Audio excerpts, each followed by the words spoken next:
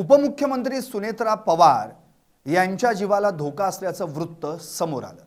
बीडमधील एका व्यक्तीने पोलीस प्रशासनाकडे एक तक्रार दाखल केली।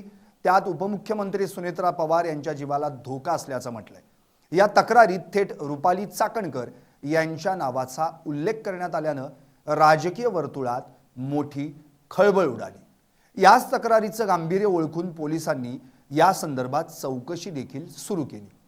पण आता त्यावर रुपाली चाकणकर यांनी असं म्हटलंय की एखाद्या निनावी पत्रात माझ्या नावाचा उल्लेख म्हणजेच माझं राजकीय चारित्र्य हनन करण्याचा हा सगळा प्रयत्न आहे असं म्हणत त्यांनी या पत्रात जो काही उल्लेख करण्यात आलाय तो सर्व खोडून काढलाय। त्यामुळे रुपाली चाकणकर या संपूर्ण निनावी पत्राविषयी आणि त्यात उल्लेख केल्या गेलेल्या सुनेत्रा पवारांच्या जीवितास धोका असल्याच्या विषयी नेमकं काय म्हणाल्यात हेच आपण या व्हिडिओतून पाहणार आहोत। तक्रारदार व्यक्ती कोण आहे आणि या तक्रारीत नेमके कोणते पुरावे जोडले आहेत याबाबतची माहिती अद्याप गोपनीय ठेवण्यात आली आहे।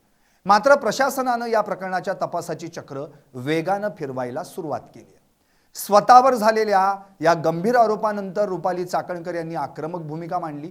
हे सर्व आरोप फेटाळून लावले। या प्रकरणाला राजकीय चारित्र्य हनन बदनामीचा भयंकर डाव असल्याचं त्यांनी म्हटलं। गेल्या 28 दिवसांपासून माझ्या विरुद्ध आणि माझ्या कुटुंबाविरुद्ध षडयंत्र रचलं जातंय। हे आरोप पूर्णपणे बनावट असून याला कोणताही आधार नाही। माझ्यावर आणि माझ्या कुटुंबावर बिनबुडाचे आरोप करून बदनामी केली जाते। ज्या पत्रावरून ही सर्व चर्चा सुरू आहे ते पत्र निनावी आहे। बीडचे पोलीस अधीक्षक नवनीत कावत यांनी स्पष्ट केलंय की निनावी पत्राला कायदेशीर महत्त्व नसतं। मग अशा पत्राची चर्चा माध्यमांमधून का घडवून आणली जाते असा सवालही त्यांनी केलाय। याचीही चौकशी होणं आवश्यक आहे असंही त्यांनी म्हटलंय। कोणत्याही पडताळणीशिवाय अशा प्रकारच्या बातम्या चालवणं हे मानसिक त्रास देणारं असल्याचंही त्यांनी म्हटलं। मी पहिल्या दिवसापासून सांगत आली आहे की आमचा कोणताही आर्थिक व्यवहारात संबंध नाही किंवा खरात प्रकरणामध्ये प्रत्यक्ष अप्रत्यक्ष सहभाग नाही। सत्य लवकरच समोर येईल। केवळ अनुमानांच्या आधारे रचलेल्या कथा पेरून मला मानसिक त्रास दिला जातोय। खरात प्रकरण किंवा कोणत्याही आर्थिक व्यवहाराशी माझा दुरान्वयही संबंध नाही। या प्रकरणावर मुख्यमंत्री देवेंद्र फडणवीस यांनीही प्रतिक्रिया दिली। आम्ही उपमुख्यमंत्री सुनेत्रा पवार यांची पूर्ण काळजी घेऊ।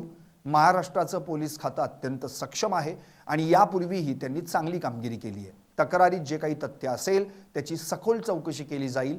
त्यांना योग्य ती सुरक्षा पुरवण्यात आली आहे। सुनेत्रा वहिनींना योग्य ती सुरक्षा पुरवण्यात आली आहे। प्रशासन कोणत्याही धोक्याचा सामना करण्यास सज्ज आहे असं मुख्यमंत्र्यांनी म्हटलंय। या प्रकरणानंतर उपमुख्यमंत्री सुनेत्रा पवार यांच्या सुरक्षेत वाढ करण्यात आल्याचीही माहिती आहे। सध्या हे संपूर्ण प्रकरण केवळ एका निनावी पत्रावर आधारित असल्याचं दिसत असलं तरी उपमुख्यमंत्री पदाच्या व्यक्तीशी संबंधित हा विषय असल्यानं पोलिसांनी यात कोणतीही कसर सोडलेली नाही।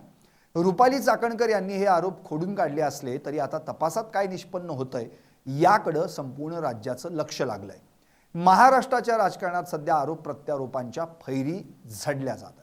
एकूणच या निनावी पत्रानं आणि गंभीर आरोपांनी राज्याच्या राजकारणात नवा पेच निर्माण केलाय। एकीकडे प्रशासन तपास करत असताना दुसरीकडे रुपाली चाकणकर यांनी याला राजकीय षडयंत्र म्हटलंय। तक्रारदार व्यक्ती कोण आहे, त्या व्यक्तीकडे हे पत्र कुठून आलं आणि त्या पत्रात नेमक्या कोणत्या तांत्रिक गोष्टींचा उल्लेख आहे हे अद्याप पोलिसांनी तपासाच्या कारणास्तव उघड केलेलं नाही।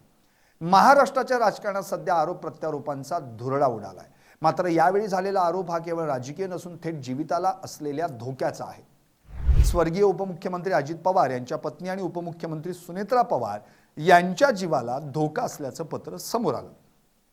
या प्रकरणाचं गांभीर्य इतकं वाढलंय की राज्य महिला आयोगाच्या माजी अध्यक्षा रुपाली चाकणकर यांच्यावरच या संपूर्ण कटाचा ठपका पत्रातून ठेवण्यात आलाय। शेवटी सत्य तेजस्वीपणे पुढे येईल हा चाकणकर यांचा विश्वास किती खरा ठरतो हे येणारा काळच ठरवेल। मात्र चाकणकर एवढे दिवस कुठं होत्या त्या बऱ्याच दिवसांपासून माध्यमांसमोर दिसल्याच नाहीत।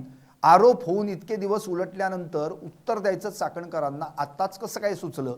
उत्तरच द्यायचं होतं तर एवढा वेळ का लागला? दुधानं तोंड पोळल्यानंतर ताकही फुंकून प्यायची वेळ चाकणकरांवर आली आहे का?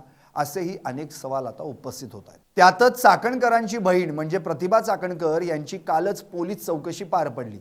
2,40,00,000च्या व्यवहाराबाबत यावेळी विचारणा करण्यात आली। अर्थात प्रतिभा चाकणकरांनी हे आरोप फेटाळून लावले असले तरी तपास यंत्रणांचे यावर समाधान झालंय का आणि प्रतिभा चाकणकरांपर्यंत पोहोचलेलं हे प्रकरण म्हणजेच ही चौकशी आता रुपाली चाकणकरांपर्यंत पोहोचणार का हेही पाहणं महत्त्वाचं ठरणार आहे। या प्रकरणात आधीच रुपाली चाकणकर आपलं महिला आयोगाचं अध्यक्षपद आणि पक्षाचं प्रदेशाध्यक्षपद गमावून बसले आहेत।